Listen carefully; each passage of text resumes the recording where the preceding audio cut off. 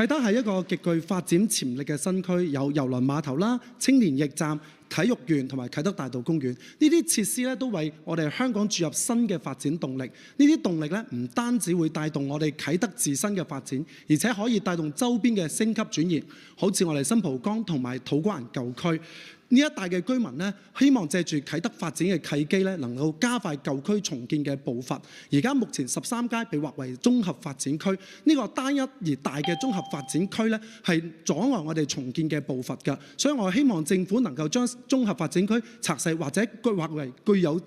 更彈性嘅用地，以加快我哋重建嘅步伐。除此之外咧，我哋需要進一步完善啟德同周邊社區嘅連接，包括藉著我哋啟德地下街嘅建設咧，加快我哋啟德同新蒲崗之間嘅連接，加快雙邊嘅流動，同埋提升雙邊嘅兩邊嘅嗰個發展嘅潛力，共同打造呢個機遇。我係3號嘅楊永傑。